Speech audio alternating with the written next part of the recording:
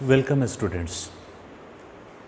आज हम लोग का इलेक्ट्रिसिटी का सबसे इम्पोर्टेंट जो चैप्टर है, विद्युत धारा का चुंबकीय प्रभाव, मैग्नेटिक इफेक्ट ऑफ करंट, ये पढ़ने जा रहे हैं। ध्यान देना बच्चों, इलेक्ट्रिसिटी में इस चैप्टर का सर्वाधिक उपयोग है, बहुत ही इम्पोर्टेंट चैप्टर है। तो इसके हमें बारीक से बारीक बातों की जानकारी अच्छे ढंग से होनी चाहिए।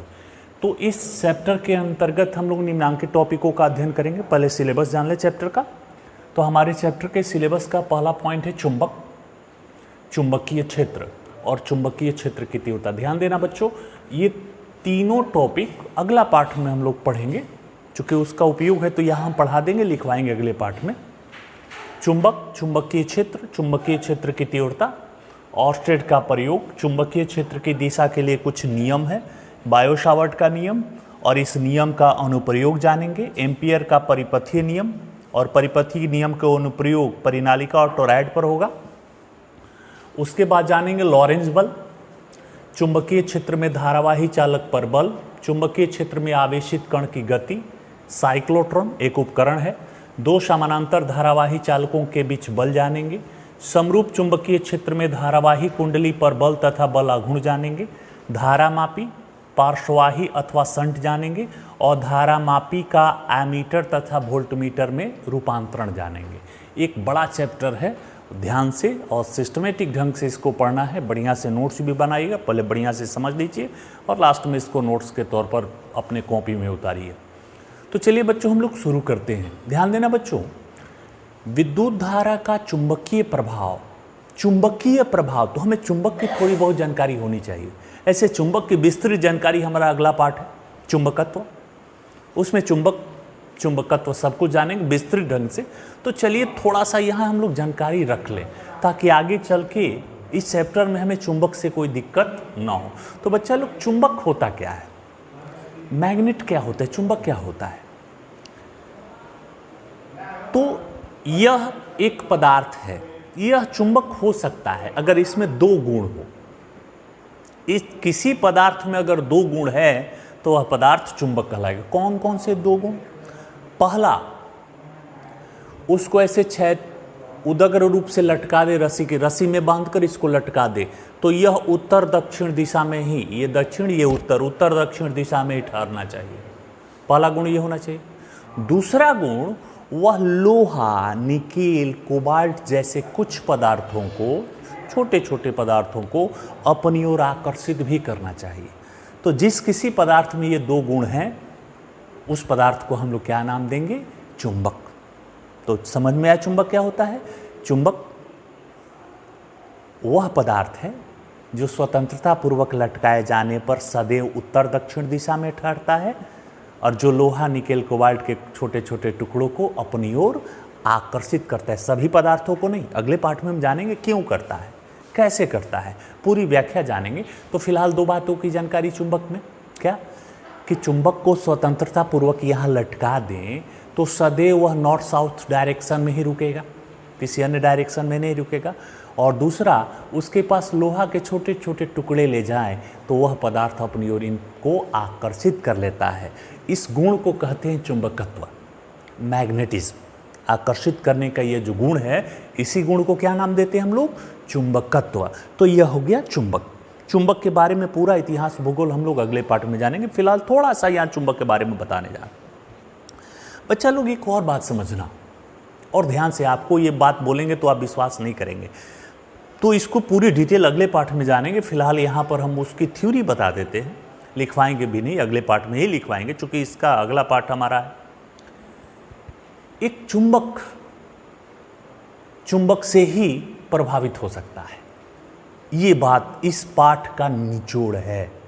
इस पाठ में जाना है तो इन बातों को बढ़िया से, यह चुंबक है ना, तो यह जब भी प्रभावित होगा एक चुंबक से ही होगा, किसी अन्य पदार्थ से प्रभावित नहीं हो सकता। तो एक चुंबक से ही प्रभावित होता है, किसी अन्य पदार्थ से नहीं। प्रभावित होने का मतलब क्या? चुंबक को ही खींच सकता है, लोहा को नहीं। आप कहिएगा सर, चुंबक तो लोहा को खींचता है। ये नहीं बोले कि बातों में कुछ रहस्य है, इन पूरी बातों की साइंटिफिक व्याख्या करनी है। चुंबक को ही खींच सकता है। आकर्षित कर सकता है या प्रतिकर्षित कर सकता है, किसी अन्य पदार्थ को नहीं। तो ये बात हमें समझनी है, जाननी है। कैसे, सर बोल रहे हैं।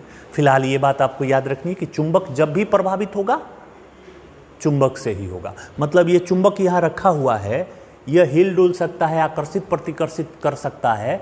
किसको? चुंबक को ही। चुंबक से ही यह प्रतिकर्षित। आप चुंबक के दो छोटे छोटे टुकड़ों को ले जाओ, देखो या तो वो दूर भागेगा या आकर्षित कर लेगा। तो चुंबक चुंबक से ही प्रभावित हो सकता है। चुंबक पर जब भी प्रभाव पड़ता है तो चुंबक का ही पड़ता है, किसी अन्य पदार्थ का प्रभाव नहीं पड़ता। फिलहाल इस चैप्टर में इतने जानेंगे, पूरा डिटेल चलेंगे तो 1 घंटा हो जाएगा इसी पर, जो कि अगले पाठ हमारा सिलेबस है। तो वहाँ इन प्रश्नों को हम जानेंगे क्यों ऐसा होता है, इसका कारण भी वहाँ हम लोग समझेंगे। अब ये तो बात हो गई चुंबक की। तो हर चुंबक का एक क्षेत्र भी होता है। जैसे यहाँ हम ये चुंबक रख दें, ये चुंबक है, तो इस चुंबक के चारों ओर एक क्षेत्र बनता है ना। जिस क्षेत्र में लोहा के छोटे छोटे टुकड़ों को ले जाओ तो यह उसको आकर्षित, कि लोहा के छोटे छोटे टुकड़ों को कहीं भी रख देंगे तो चुंबक खींच लेगा? नहीं। लोहा के छोटे छोटे टुकड़े इस चुंबक के चारों ओर एक निश्चित क्षेत्र में रखे जाएं तो ही यह चुंबक उन पर अपना प्रभाव दिखा सकता है। तो यह क्या है? इस चुंबक के चारों ओर का चुंबकीय क्षेत्र हो गया। जैसे विद्युत का विद्युत क्षेत्र हुआ था, याद है ना? विद्युत का विद्युत क्षेत्र हुआ था। कहीं आवेश रखिए तो आवेश अपने चारों ओर एक क्षेत्र बना लेता है, जिसको हम लोग उस वैद्युत क्षेत्र कहते हैं। तो उसी तरह से कहीं चुंबक रखिएगा तो चुंबक भी अपने चारों ओर एक निश्चित दूरी में एक क्षेत्र क्रिएट करता है, जिस क्षेत्र में कोई अन्य चुंबक या चुंबकीय पदार्थ आए तो वह आकर्षित प्रतिकर्षित हो सकते हैं। ऐसे क्षेत्र को हम लोग क्या कहेंगे? चुंबकीय क्षेत्र। तो ये चुंबकीय क्षेत्र हो गया। उसके बाद आते हैं चुंबकीय क्षेत्र की तीव्रता। तो हमने विद्युत क्षेत्र पढ़ा, तो विद्युत क्षेत्र की तीव्रता भी पढ़ा था कि कितने बल से। तो इसके परिमाण, लगने वाले बल का जो परिमाण, अभी न बोले कि यहां पर ये चुंबक है, यह चुंबक अपने चारों ओर एक चुंबकीय क्षेत्र स्थापित करता है। इस चुंबकीय क्षेत्र के कारण कोई अन्य चुंबक इस क्षेत्र में रखे जाएं तो यह उसको अपने ओर एक बल द्वारा आकर्षित करता है। यह क्षेत्र चुंबकीय क्षेत्र होता है और इस क्षेत्र की जो तीव्रता होती है, इंटेंसिटी होती है, वह चुंबकीय क्षेत्र की तीव्रता कहलाती है। और चुंबकीय क्षेत्र की तीव्रता को ध्यान देना बच्चों, चूंकि ये पाठ में आएगा, विद्युत क्षेत्र की तीव्रता को ई से डिनोट किए थे, ये सदिश राशि है। और चुंबकीय क्षेत्र की तीव्रता को कैपिटल बी से डिनोट करेंगे तो यह भी एक सदिश राशि। विद्युत क्षेत्र की तीव्रता, चुंबकीय क्षेत्र की तीव्रता, तो यह भी एक सदिश राशि है। इसका मात्रक बीमा भी बाद में जानेंगे, क्योंकि उसके मात्रक बीमा आने वाले का अभी टॉपिक हमारे पास आया नहीं है।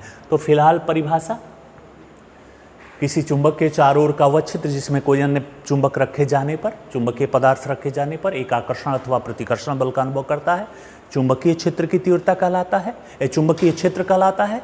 और इस क्षेत्र की तीव्रता को, इंटेंसिटी को, उस बिंदु पर चुंबकीय क्षेत्र की तीव्रता कहते हैं।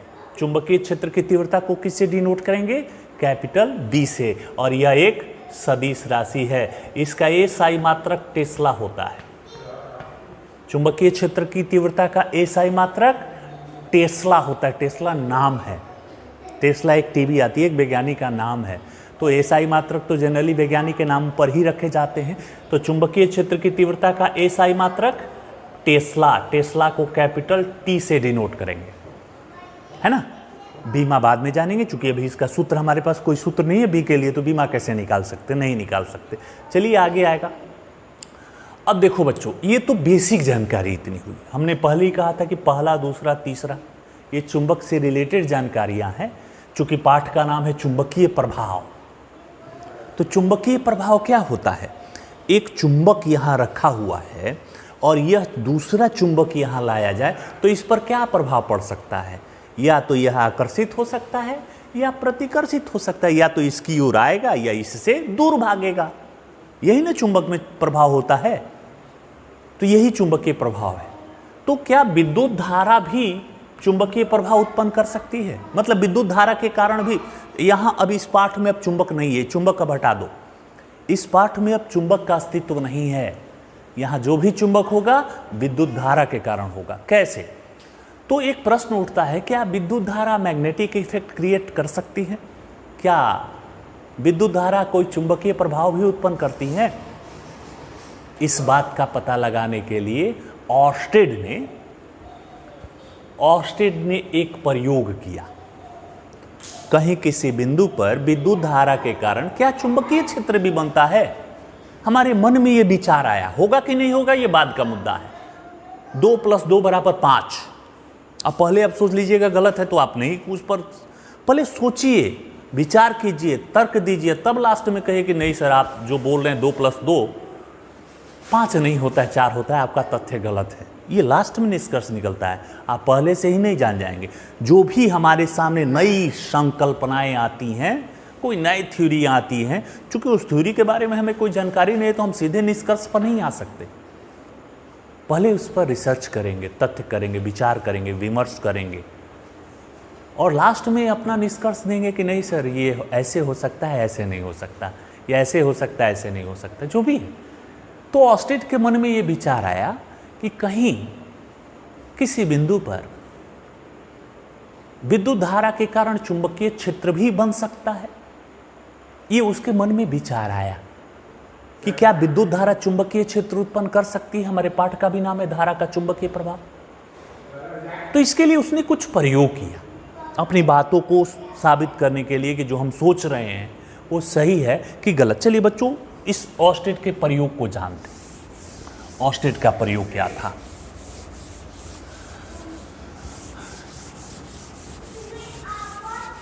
तो देखो ऑर्स्टेड ने क्या किया, एक ये तार ले लिया, ये भी एक तार हो गया।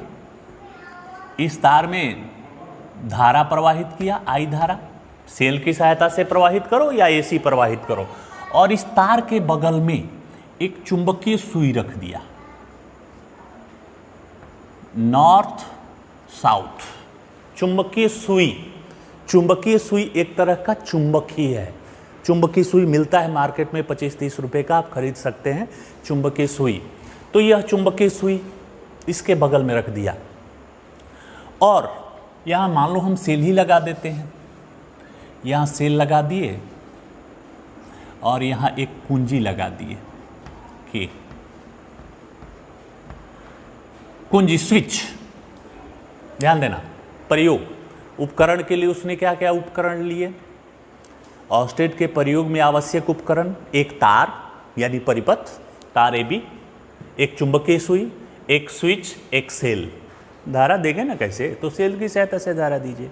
तो एक सेल ले लिया, एक तार ले लिया AB, एक कुंजी स्विच ले लिया ऑन ऑफ करने के लिए, और एक चुंबकीय सुई यानी एक छोटा सा चुंबक। चुंबकीय सुई एक चुंबक ही है। अब देखिए आवश्यक उपकरण ये हो गए, बनावट भी हो गया चित्र का। कैसे कार्य किया? तो ध्यान देना बच्चों, जब यह स्विच ऑफ था, स्विच ऑफ मतलब परिपथ में धारा नहीं थी, तो ये चुंबकीय सुई जस के तस स्थिर अवस्था में थी। जब परिपथ में धारा का प्रवाह नहीं हो रहा है तब चुंबकीय सुई अविक्षेपित अवस्था में रहती है, मतलब चुंबकीय सुई में कोई विक्षेप नहीं होता है, चुंबकीय सुई स्थिर रहती है। पहली बात। दूसरी बात, जब ये स्विच ऑन कर दिया गया, ऑन, और परिपथ में धारा बहने लगी, स्विच ऑन कर दी तो सेल से परिपथ में धारा चली गई। जैसे ही परिपथ में धारा बहती है ये चुंबकीय सुई विक्षेपित होने लगती है, ऐसे ऐसे। ये साउथ इधर घूम गया, नॉर्थ उधर चला गया, मतलब चुंबकीय सुई विक्षेपित। अभी हमने आपको क्या बताया था कि एक चुंबक या चुंबकीय क्षेत्र से ही प्रभावित हो सकता है, किसी अन्य चीज से नहीं। धारा का प्रभाव चुंबक पर नहीं पड़ सकता है। एक चुंबक जब भी प्रभावित होगा तो किसी चुंबक या चुंबकीय क्षेत्र से ही हो सकता है। ये हमने आपको पहले ही थ्योरी क्लियर कराई थी कि चुंबक के बारे में आप बेसिक जानकारियां रख लीजिए। तो यह चुंबक प्रभावित हो रहा है, विक्षेपित हो रहा है, इसका साउथ इधर आया, नॉर्थ उधर चला गया, विक्षेपित हो गया। तो अब सोचो, एक चुंबक विक्षेपित हुआ, इसके पीछे का कारण क्या हो सकता है? तो जरूर यहां पर कोई चुंबक है। तो भाई चुंबक तो यहां है नहीं, कोई दूसरा चुंबक तो है नहीं। तब क्या कहिएगा कि सर विद्युत धारा के कारण एक चुंबकीय क्षेत्र बन रहा है। जैसे एक चुंबक के चारों ओर एक चुंबकीय क्षेत्र होता है ना, उसी तरह से इस तार में धारा के कारण इस तार के चारों ओर एक मैग्नेटिक फील्ड क्रिएट हो रहा है, और उसी चुंबकीय क्षेत्र के कारण यह चुंबकीय सुई विक्षेपित हो रही है। बात समझ में आ रहा है? ये निष्कर्ष दिया उसने कि ये जरूर विद्युत धारा के कारण। क्यों? क्योंकि जब ये स्विच ऑफ कर देते हैं, परिपथ में धारा प्रवाहित तो नहीं होती, तो सुई भी अविक्षेपित रहती है, सुई स्थिर रहती है, सुई में कोई विक्षेप नहीं। लेकिन जैसे ही हम स्विच ऑन करते हैं, सेल से धारा निकलने लगती है, तार AB में धारा बहने लगती है, तो ये चुंबकीय सुई विक्षेपित हो जाती है। तो हम लोग क्या निष्कर्ष निकालेंगे? क्योंकि हमें मालूम है कि चुंबक जब भी प्रभावित होगा, किसी चुंबक या चुंबकीय क्षेत्र से ही हो सकता है। ये चुंबक यहाँ रखा हुआ है, तो यह चुंबक किसी अन्य चुंबक से ही प्रभावित हो सकता है या चुंबकीय क्षेत्र से प्रभावित हो सकता है। तो यहाँ तो चुंबक नहीं है, तो हम लोग क्या निष्कर्ष देंगे कि जरूर विद्युत धारा के कारण एक चुंबकीय क्षेत्र स्थापित होता है ना? तो बच्चों अब ये ध्यान दो, ये चीज प्रमाणित हो गया कि विद्युत धारा एक चुंबकीय प्रभाव उत्पन्न करती हैं, और उसी चुंबकीय प्रभाव के कारण ये चुंबकीय सुई विक्षेपित होती है। तो हम लोग कैसे लिखेंगे इसको? ऑर्स्टेड का प्रयोग में नोट करिए, लिखिए। ऑर्स्टेड ने सोचा कि क्या विद्युत धारा के कारण चुंबकीय क्षेत्र उत्पन्न हो सकता है? क्या विद्युत धारा चुंबकीय क्षेत्र आरोपित कर सकता है? अपने इस संकल्पना के लिए उसने कुछ प्रयोग किए। उस प्रयोग के लिए आवश्यक उपकरण क्या लिए? एक तार, एक सेल, एक कुंजी और एक चुंबकीय सुई, मतलब एक छोटा छड़ चुंबक या चुंबक, ये आवश्यक उपकरण। प्रयोग क्या किया? जब स्विच ऑफ था तो तार के बगल में रखी हुई चुंबकीय सुई अविक्षेपित अवस्था में रहती है, मतलब चुंबकीय सुई पर कोई प्रभाव नहीं पड़ता। लेकिन जैसे ही स्विच ऑन किया गया, परिपथ में लगे हुए स्विच को ऑन किया गया, परिपथ में धारा प्रवाहित हुई और उस धारा के कारण चुंबकीय सुई विक्षेपित हो गई। ऑर्स्टेड को यह देखकर आश्चर्य हुआ, क्योंकि अगल बगल कोई चुंबक नहीं था। तो जब चुंबक नहीं था तो यह चुंबकीय सुई क्यों प्रभावित हुई? क्योंकि हमें मालूम है कि चुंबक चुंबकीय क्षेत्र या चुंबक से ही प्रभावित हो सकता है। तो यहाँ तो कोई चुंबक है नहीं, यानी यहाँ क्या है? विद्युत धारा के कारण एक चुंबकीय क्षेत्र स्थापित हो जाता है। तो इस प्रयोग से यह सत्यापित होता है, यह प्रमाणित होता है कि विद्युत धारा चुंबकीय क्षेत्र उत्पन्न करता है। तो बच्चा लोग, यहाँ एक ऑब्जेक्टिव क्वेश्चन क्रिएट होता है, VVI क्वेश्चन है कि विद्युत धारा के चुंबकीय प्रभाव की खोज किसने की? विद्युत धारा के चुंबकीय प्रभाव की खोज किसने की? ऑर्स्टेड ने की। किसने की? ऑर्स्टेड ने की। तो क्या बन गया? यहाँ एक चुंबकीय क्षेत्र बन गया। अब ध्यान देना, अब आगे बढ़ते हम लोग। चुंबकीय क्षेत्र बन गया, तो उस चुंबकीय क्षेत्र की एक तीव्रता भी होगी। जब चुंबकीय क्षेत्र उत्पन्न होता है तो उस चुंबकीय क्षेत्र की तीव्रता B भी होगी, और B एक सदिश है। ध्यान देना, इस तार के बगल में चुंबकीय क्षेत्र उत्पन्न हो गया तो चुंबकीय क्षेत्र की तीव्रता भी होगी। चुंबकीय क्षेत्र में तीव्रता, लगने वाला बल, और चुंबकीय क्षेत्र की तीव्रता जिसको B से हम लोग डिनोट करते हैं, ये सदिश राशि है। तो इस सदिश राशि, किसी भी सदिश राशि में दिशा होता है और परिमाण होता है। किसी भी सदिश राशि में दो चीजें होती हैं, दिशा और परिमाण। ये तो हमें मालूम है, 11वीं क्लास से पढ़ते आ रहे हैं। तो दिशा, अब ये चुंबकीय सुई किधर घूमेगी? क्योंकि जब इधर से लगाकर इधर किया गया तो इसकी दिशा बदल गई। तो ऑर्स्टेड से पूछा गया कि आप कहते हैं कि तार के अगल बगल एक चुंबकीय क्षेत्र उत्पन्न हो रहा है, तो चुंबकीय क्षेत्र चूंकि सदिश राशि है, तो बता दीजिए वो किस दिशा में ये चुंबकीय सुई किस नियम से घूमेगी, किस दिशा में घूमनी चाहिए? क्योंकि इधर रखे तो इधर घूमी, जब धारा इधर से किए तो ये इधर घूम गई, अलग अलग ढंग से घूमी। तो कोई उनको नियम सूझा नहीं। इस प्रश्न का वह उत्तर नहीं दे पाए कि इस तार के बगल में जो चुंबकीय क्षेत्र उत्पन्न हुआ है उसकी दिशा बताने के लिए हम कौन सा नियम दें, उसकी दिशा हम कैसे ज्ञात करें, उसको दिशा को कैसे निरूपित करें। तो वह इस प्रश्न का उत्तर नहीं दे पाए। दूसरा चीज, परिमाण उत्पन्न चुंबकीय क्षेत्र कितना, इस पर कितना चुंबकीय क्षेत्र आरोपित हुआ बता दीजिए। ऑर्स्टेड से पूछा गया कि जब आप कहते हैं कि तार के बगल में चुंबकीय क्षेत्र उत्पन्न हुआ है तो चुंबकीय क्षेत्र की दिशा बताइए और उसका परिमाण बता दीजिए कितने परिमाण का। तो ना तो ऑर्स्टेड दिशा बता पाए और न ही परिमाण बता पाए।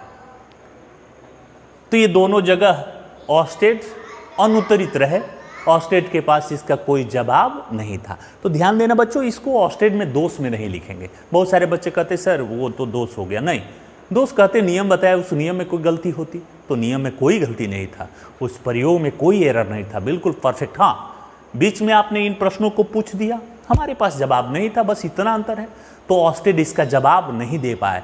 अब इसका जवाब अलग अलग वैज्ञानिकों ने दिया। दिशा बताने के लिए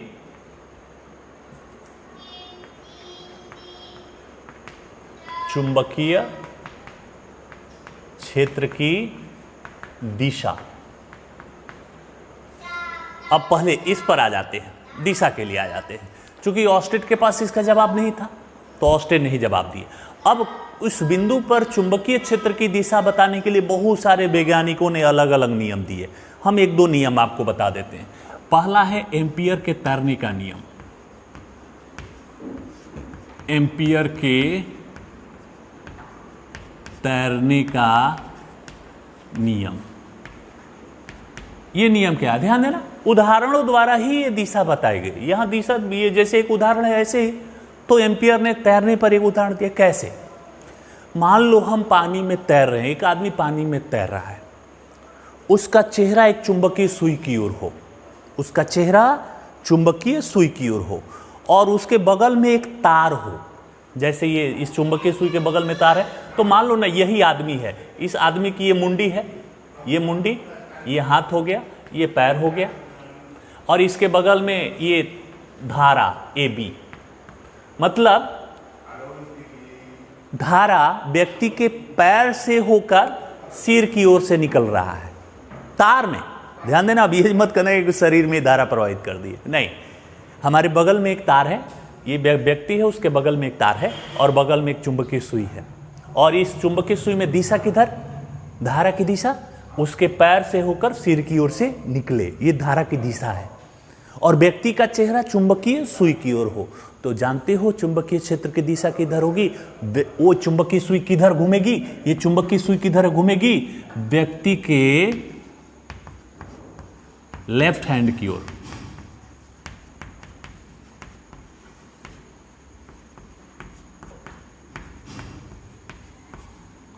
बाएं हाथ की ओर। तो एम्पियर के तैरने का नियम क्या हुआ, फिर से आप इसको नोट करेंगे, ये तो हम उदाहरण द्वारा बताएं।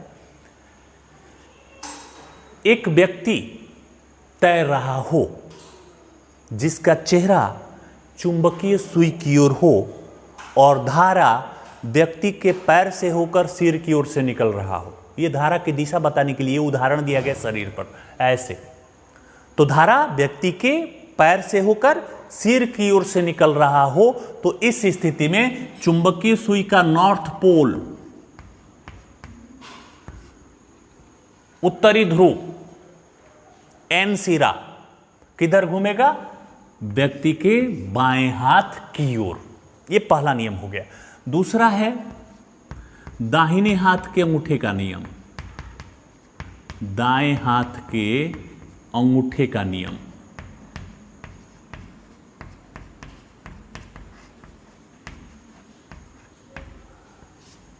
ध्यान देना, दाहिना हाथ, अपना दाहिना हाथ लीजिए, अंगूठा ऊपर ऐसे रखिए और एक तार जिसमें धारा बह रही हो, नंगा तार नहीं, कवर वाला तार, उसको हाथ से ऐसे पकड़ लीजिए, है ना, और अंगूठा धारा की दिशा में रहे। ध्यान देना, उदाहरण द्वारा ही नियम दिशा बताना है हमें। एम्पियर ने तैरने पर उदाहरण दिया और ये मैक्सवेल कैसे, फ्लेमिंग कैसे देते हैं, फ्लेमिंग के दाहिने हाथ के अंगूठे का नियम। एक धारा प्रवाहित तार को दाहिने हाथ से, किस हाथ से, दाहिने हाथ से ऐसे पकड़ना है कि अंगूठा धारा की दिशा में रहे। ध्यान देना बच्चों, ये तार है, इस तार को दाहिने हाथ से ऐसे पकड़ लिए और दिशा नीचे से ऊपर की ओर, इसमें धारा की दिशा है, तो अंगूठा धारा की दिशा में है, तब जानते हो चुंबकीय क्षेत्र किधर होगा। आपकी उंगलियां जिधर मुड़ रही हैं वही चुंबकीय क्षेत्र की दिशा होगी। उंगलियां जिधर मुड़ती हैं, अंगुली जिधर मुड़ती हैं वही चुंबकीय। सबसे आसान है ये। किसी धारा प्रवाही तार को दाहिने हाथ से ऐसे पकड़ी कि अंगूठा धारा की दिशा में रहे, अंगूठा धारा की दिशा में रहे, तब अंगुलियां जिस दिशा में मुड़ती हैं वही चुंबकीय क्षेत्र की दिशा होगी। तीसरा आते हैं, चलो 3 नियम जान लीजिए, बहुत किसी नियम एक ही उपयोग करेंगे आप। तीसरा बताने जा रहे हैं मैक्सवेल का स्क्रू कॉर्क नियम। मैक्सवेल का स्क्रू कॉर्क नियम, इस नियम द्वारा आप चुंबकीय क्षेत्र की दिशा कैसे पता प्राप्त करेंगे? तो एक कॉर्क समझते हो? नहीं समझते हो तो ऐसे समझ लो, ये गत्ता, एक गूठ, लकड़ी ही समझ लो। इस लकड़ी में स्क्रू कसना है, स्क्रू समझते हो ना, पेच कसना है, ऐसे पेच, और पेच कसते समय ये कॉर्क हो गया, गत्ता, लकड़ी, जो भी आप समझिए ना, इस पे स्क्रू कसना है। तो स्क्रू कसना है तो ऐसे कसेगा कि ऐसे कसेगा? चलो ऐसे घूमता है, ऐसे क्लॉकवाइज कसा जाता है। तो ऐसा करने से अंगुलियां जिस दिशा में घूमती है वही चुंबकीय क्षेत्र की दिशा होगी। तो ध्यान देना, ये उंगलियां ऐसे घूम रही है, उंगलियां, यही तो दाहिने हाथ के अंगूठे का नियम है। ऐसे कर दिए, कस रहे हैं तो उंगलियां इधर घूम रही है, ध्यान से इसको ऐसे कर दो, ये अंगूठा धारा की दिशा, उंगलियां इधर घूम रही है। सब नियम एक ही है, एग्जाम्पल अलग अलग हैं, और यही एग्जाम्पल नियम है। तो हमने 3 नियम पढ़े, बहुत सारे नियम है, और भी नियम है, ये 3 काफी है। ये सबसे आसान है। दूसरा वाला, धारावाही तार को दाहिने हाथ से पकड़ना है कि अंगूठा धारा की दिशा में रहे, तो अंगुलियां जिधर घूमेंगी वही चुंबकीय क्षेत्र की दिशा होगी। तो हमने जो ऑर्स्टेड 2 बातों का उत्तर नहीं दे पाए, तो एक बात का तो हमने पता लगा लिया, दिशा। विभिन्न वैज्ञानिकों ने अलग अलग नियम दिए दिशा बताने के लिए। अब परिमाण कितना हो, किसी बिंदु पर उत्पन्न चुंबकीय क्षेत्र का मैग्नीट्यूड, उसकी वैल्यू कितनी हो, तो इस वैल्यू के लिए तो सूत्र आना चाहिए ना, फॉर्मूला ना। तो इस बात का पता बताने के लिए फ्रांस के 2 वैज्ञानिक मित्र बायो तथा सावर्ट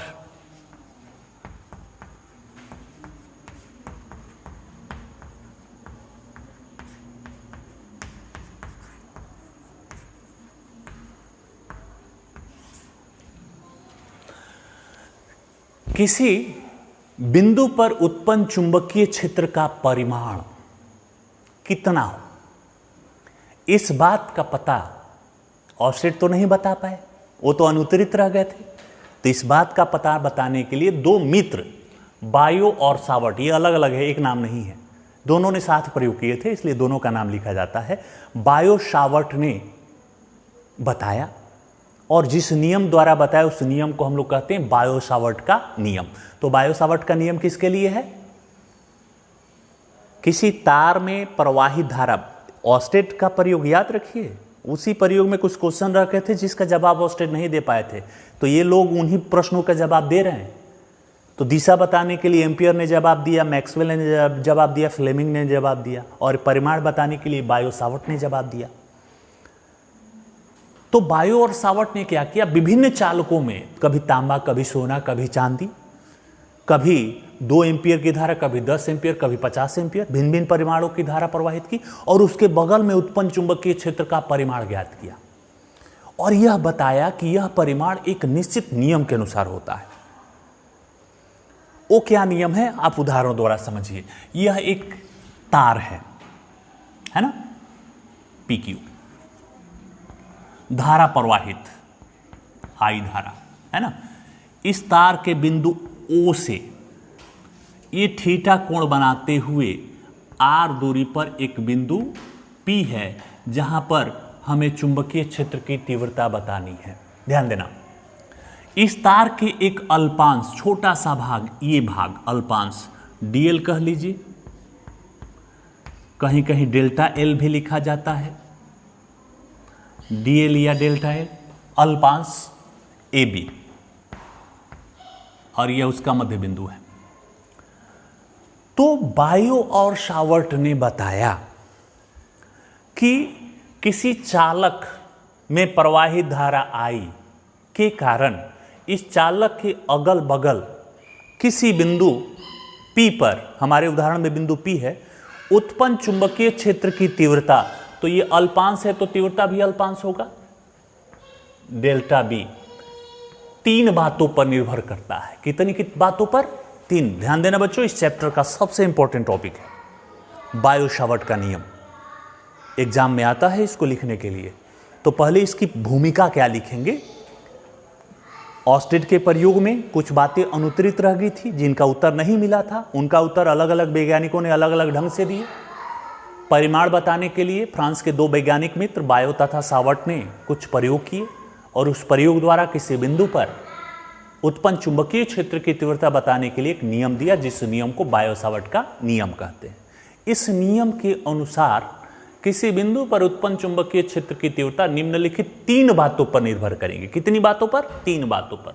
पहला, ये चालक के अल्पांश dl के कारण हो रहा है या डेल्टा एल के कारण हो रहा है, तो इसीलिए ये भी अल्पांश, ये धारा के समानुपाती होता है। मतलब किसी तार में ज्यादा परिमाण की धारा प्रवाहित करेंगे तो उसके बगल में ज्यादा परिमाण का चुंबकीय क्षेत्र होगा, और तार में अगर धारा कम है तो चुंबकीय क्षेत्र भी कम होगा। ये बिल्कुल सही बात है। नंबर 2, ये जो चुंबकीय क्षेत्र है डेल्टा B, वह चालक की अल्पांश की लंबाई के समानुपाती होता है, डेल्टा L के समानुपाती होगा या dl के समानुपाती होगा। और तीसरा, 4 बातों पर निर्भर करेगा, 4 बात हो जाएंगे। यह थीटा के साइन के समानुपाती होता है, डेल्टा B समानुपाती होता है, ये कोण थीटा है, इस थीटा की जया साइन को कहते हैं, साइन थीटा के समानुपाती होता है। और चौथी बात, ये यहां से इसकी दूरी है, दूरी के वर्ग का व्युत्क्रमानुपाती होता है, 1/r²। तो ध्यान देना बच्चों, फिर से एक बार रिकैप करें इसको। बायो तथा शावर्ट ने भिन्न भिन्न चालकों के सिरों पर भिन्न भिन्न परिमाणों की धारा प्रवाहित की, और उन्होंने पाया कि उस चालक के बगल में किसी बिंदु पर उत्पन्न चुंबकीय क्षेत्र 4 बातों पर निर्भर करता है। पहला, उत्पन्न चुंबकीय क्षेत्र उस चालक में प्रवाहित धारा के समानुपाती होता है, लैंग्वेज में लिखेंगे, इसका गणित हो जाएगा डेल्टा B समानुपाती I। पहला पॉइंट, उत्पन्न चुंबकीय क्षेत्र की तीव्रता चालक में प्रवाहित धारा के समानुपाती होती है। नंबर 2, उत्पन्न चुंबकीय क्षेत्र की तीव्रता चालक की अल्पांश की लंबाई के समानुपाती होती है। और नंबर 3, उत्पन्न चुंबकीय क्षेत्र की तीव्रता थीटा की जया, ये उन दोनों के बीच के कोण की जया साइन थीटा के समानुपाती होती है। और नंबर 4, उत्पन्न चुंबकीय क्षेत्र की तीव्रता उसके मध्य बिंदु से दूरी के वर्ग का व्युत्क्रमानुपाती होती है। ये 4 नियम हो गए। अब चलो इसका गणित सॉल्व करते हैं। ध्यान देना बच्चों, इन चारों समीकरणों को मिला दीजिए तो क्या हो जाएगा, डेल्टा B समानुपाती I dl साइन थीटा बटा में r²। समानुपाती का चिन्ह हटाओगे तो एक नियतांक के ना, के I dl साइन थीटा बटा में r²। के क्या है? एक समानुपातिक नियतांक है। के क्या है? एक समानुपातिक नियतांक है, जहां के एक समानुपातिक नियतांक है। जानते हैं बच्चों इसका मान कितना होता है? k बराबर 4 पाई गुणे 10 के घात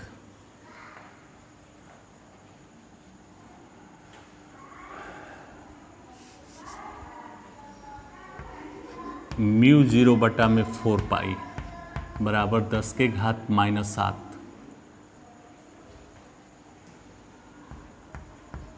मात्रक tesla metre ampere, 1 metre cut जाएगा, टेस्ला मीटर प्रति एम्पियर, टेस्ला मीटर प्रति एम्पियर।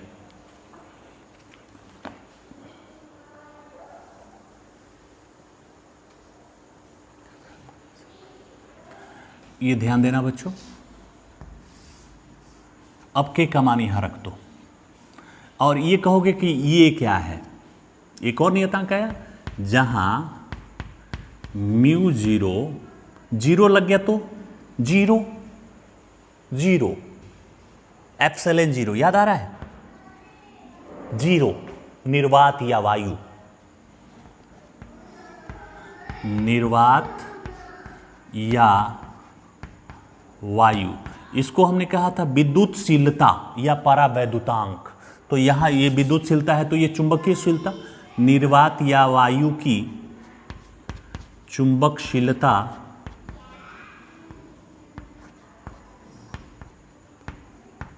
या चुंबकीय पारगम्यता है,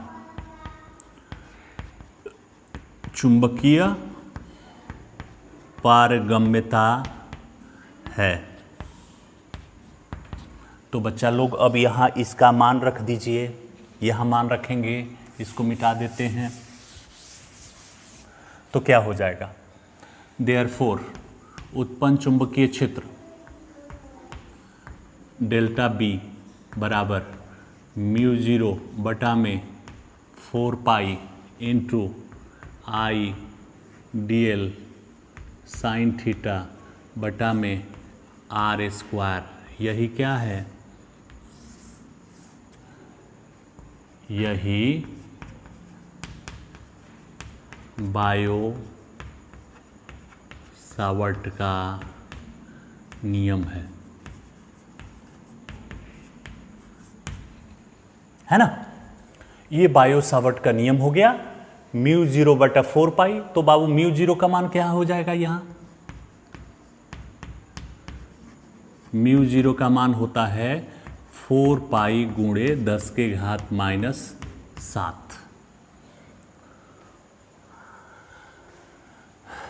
मात्रक टेस्ला मीटर प्रति एम्पियर, टेस्ला मीटर प्रति एम्पियर, ये म्यू जीरो का मान हुआ। जैसे पिछले पार्ट में हमने एप्सिलॉन जीरो पढ़ा था ना, अब इसका मात्रक बीमा भी नहीं बताएंगे, मात्रक बीमा चुंबक में जानेंगे, क्योंकि अभी इसके लिए अभी तो हमारे पास बी का बीमीय सूत्र नहीं है। तो जब बी का नहीं है तो म्यू जीरो का कहाँ से होगा, तो अभी बीमीय सूत्र अभी अनुत्तरित है, इसको अगले क्वेश्चनों में जानेंगे। तो यह बायो सावर्ट का नियम का गणितीय रूप हो गया। इस नियम की सहायता से किसी धारा प्रवाहित तार के कारण, ध्यान देना बच्चों, किसी धारा प्रवाहित तार के कारण उसके बगल के किसी बिंदु पर उत्पन्न चुंबकीय क्षेत्र का परिमाण कितना हो, तो बायो सावर्ट के इस नियम की सहायता से ज्ञात किया जा सकता है, निकाला जा सकता है। अब इसकी सहायता से निकालें अब, तो इसके कुछ अनुप्रयोग हैं। अनुप्रयोग मतलब बायो सावर्ट का नियम कहीं किसी जगह पर, जगह आपसे कहा जाएगा, किसी जगह पर बायो सावर्ट का नियम उपयोग कीजिए और उसके बगल में चुंबकीय क्षेत्र कितना हो उसका मान निकाल कर बताइए। तो अगले क्लास में हम लोग बायो सावर्ट के नियम के अनुप्रयोग को पढ़ेंगे। इस क्लास में इतना ही, धन्यवाद।